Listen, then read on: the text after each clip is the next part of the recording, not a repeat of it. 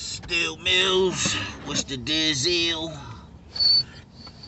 Got this white stuff in my hair, man. I just shout out the can too, nigga. Fresh out the shower. But man, we got to talk about boots, man. Oh my God. That kid is official, man. That kid is official. I don't even know what to say about this dude. Like I've been high up on him and Virgil Ortiz for some time now, man. And they're really proving to be every bit of the fighters that they're expected to be, man. Them kids are incredible, man. I seen last night Jaron was, just we seen him tap dance and really be slick from the outside and shit, man. But how he mixes his attack up is impeccable, man. And I mean, Jesus Christ, man. The dude's defense is really. It's not. I'm not gonna jump out the window and say it's immaculate or nothing like that, man. But it is really solid defense, man.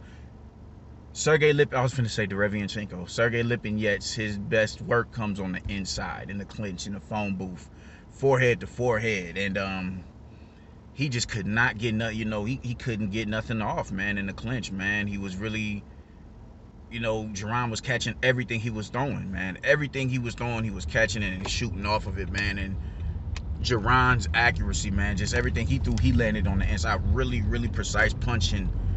Really precise punching, man. Punching off angles from the outside, man. I seen him from about mid-distance, man, step in behind the jab and launch an uppercut. I'm like, oh, a rear uppercut. Just Jesus Christ, dude, man. I was watching, like, I couldn't watch it at first, man. We missed the Law and Order Organized Crime episode, so me and my wife watched that, and then we watched the Falcon and the Winter Soldier. We watched that. So I just, I'm like, all right, cool, let me go back and see, because when I turned that on, I'm like, oh shit, damn, the fight over already? It's still showing the punch stats and everything, and them getting their hands unwrapped. And I rewinded a little bit, and it's the 6th round. I'm like, this shit only went 6? Man, let me go tune into this, man. I tuned in, and just from the first round, it was just like, yo, he never let Sergey Lipin get planted and set his feet so he can launch his attack. It was just real calculated work inside and outside in that mid-range, man. The dude is incredible, man. I know that the first knockdown was a little skeptical, but it partially landed. It had to have landed, because even Sergey, he didn't complain about it. He didn't complain about it, man. So it was, sheesh, man. He just completely outclassed the dude, man. And like I said, I think I made a video like, could he pull the upset? Because I'm used to seeing Jaron Ennis throw pretty wide shots on the inside, but like I said, it's him, like, when he's a lot more comfortable, he has a better awareness of your timing and things of that nature, man. He, that's when he gets a little wide and he try to stun on you and all that and wind up the shots to really just let it be known that, bro, I'm just finna put on a show for the time being, man. I'm really about to show that you're not on my level. And I think with this fight, he took a lot more precaution, man, because Sergey Lipin, was a top 10 welterweight, man. He's legit. He was a legit opponent. This was a legit step up for Jaron Ennis, man, and he did really good, man. Just his foot, he's fast.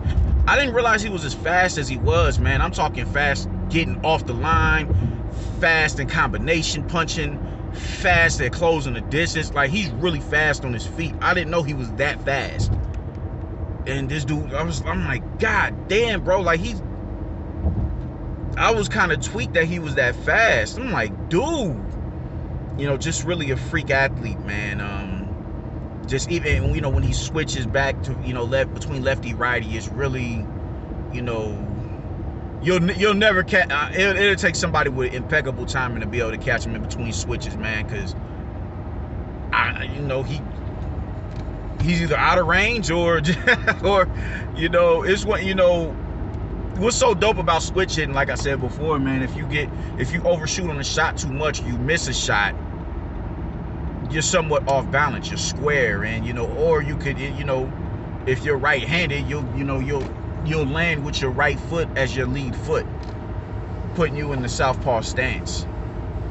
And when you can fight, when you can switch it like that, shit, that's it's as natural as breathing, so it doesn't matter. You dig?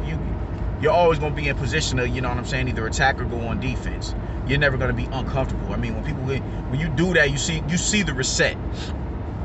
You see people clearly reset when when they're in situations like that and they gotta reset. And you can catch them in between resetting. You can catch them squaring up, on a switching and everything like that, man. And he just switches he switches well.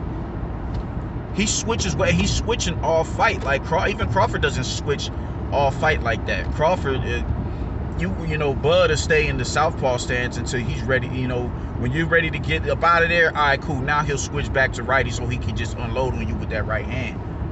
Jaron Ennis is consistently switching. I'm like, damn. And you don't catch him between the switch. You don't ever see him. You never see him get punished for switching. You never see Crawford get punished for switching either. So that's not a shot at Crawford. But the thing is, he's switching often. He's switching. He's keeping you guessing. He's keeping you guessing. You dig? And he didn't. He hasn't been hit enough to see. I seen some people say, "Oh, they were talking about his defense or whatever. He keep his hands low," which he does. He does. I've said that before. I'm not too fond of that, keeping the hands low or whatever. But out of the Philly, like he uses the Philly, he rolls. He's not just moving his head. I'm seeing him roll the shots. I'm like, man, this kid is the goods, man.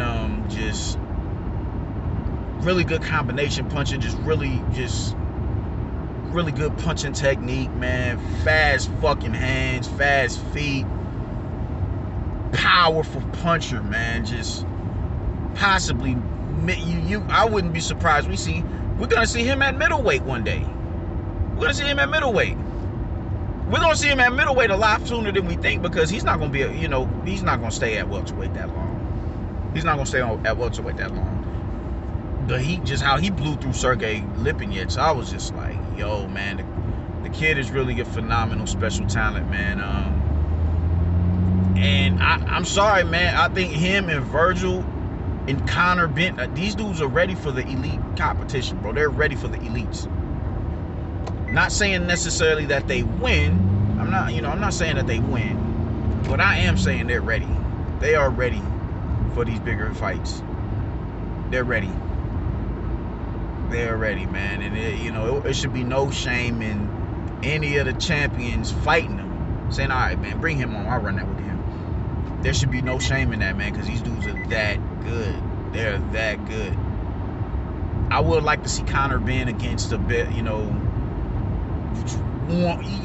know he wants Amir Khan, but Amir Khan is, he's like, nah, I ain't fighting him, and I understand why. But I'm convinced off of Sammy Vargas, but I would like to see him with, one more step up fight, man, because everybody else doesn't seem to be convinced. I'm convinced. I know what I saw, man, and what I saw was really like, it was real good, man. So I think with them three in particular, I'm like, man, these sheesh, man. And Jaron Ennis may be at the, I don't know if I'm ready to put one ahead of the other at this time. I don't think I'm ready to. I don't know if I'm ready to put one ahead of the other at this time, man. I think I'd have to see him with the, I'd have to see him with legit top 10 and contenders. I'd have to see how they do, how they did with that, that level of opposition. You dig? Sergey's a former champion. Maurice Hooker was a former champion. Vargas is a former contender.